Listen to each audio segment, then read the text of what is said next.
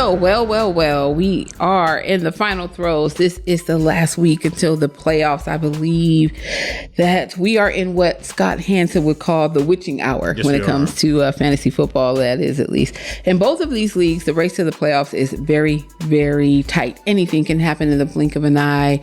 You can turn your back for a second and boom, you're in second place, or seventh place, actually. So we're in the home stretch. We got to keep it together, guys. So let's go. Cover 2, finally making his way back into the number 1 spot is Choose Dumpster Fire with a record of 8-4 and a whopping 1,926.56 points.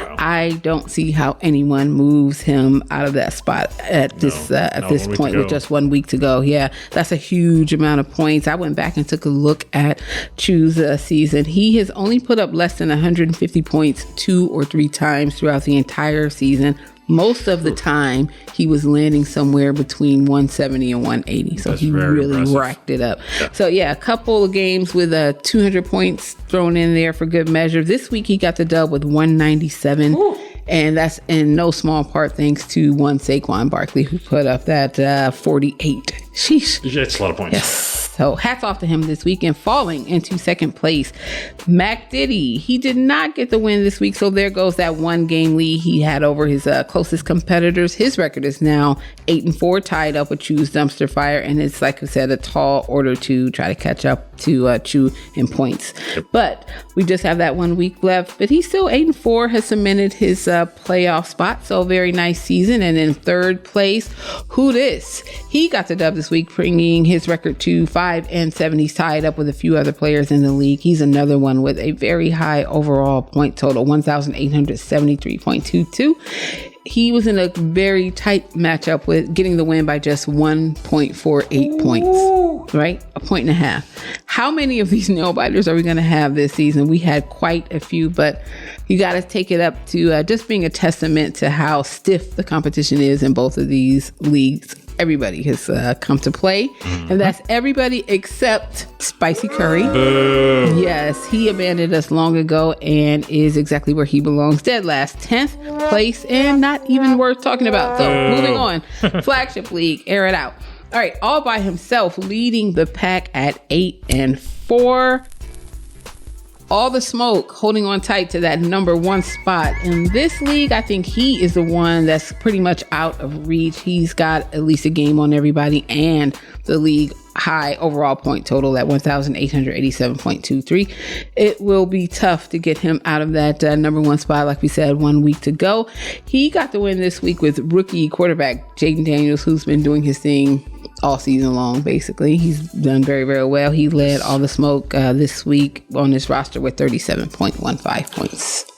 Very nice game from the youngster. Very nice. So climbing into second place this week. What? Would you look at that? It's yours truly, the Battle Beast, with a fairly balanced win this time around. Most of the players on my roster decided to show up and actually play, namely Jalen Waddle, who I'd been waiting on all season, but he arrived just in time, putting up 30 fantasy points when I needed the most, helping me get the win over Florida Fade. So with that L handed to Florida Fade, that dropped him down into third place this week.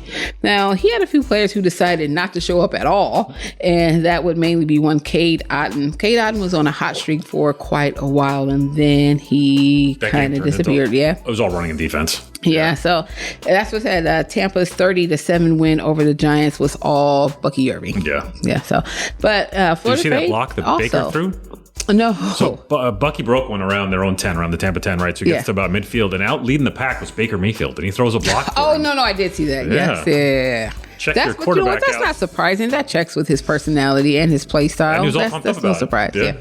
All right. So Florida Fade also no slouch in overall points, 1,762.35. So as it stands now, we've got 3 teams tied up at 7-5, 3 teams tied up 6-6, 2 tied up 5-7, and just 1 team out of the playoff contention at 3-9. But this is, again, extremely tight race to the playoffs. Anybody's game, anybody except our 3-9 guy, that's Zulu Nation. He is bringing the career in 10th place.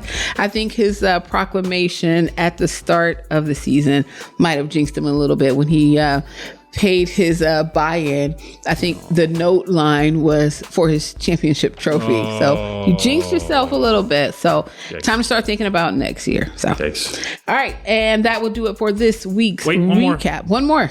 Somebody broke almost 210 points this week. Do you know what it was? I do know that would be you. Yeah, all right. Okay, that would be you. Right. Joe did, yes, my partner here did have an extraordinary game. Thank you. Yes. And did land him in the top 6, so in playoff contention also. Let's go back to someone said it very early on in our chat when we were drafting that this league's going to be extremely tight. It's extremely tight. Yes, it is. It's still anybody's season. It's nowhere near decided yet. I know. It's easily 2nd to 7th, easily 3rd to 8th. You never know. Very knowledgeable GMs, people hitting the waiver wires, listening, paying attention to the game, and it's really showing. Yeah. So, all right, guys. Well, again, that will do it for this week. This is the last week, and then it gets real. That's all.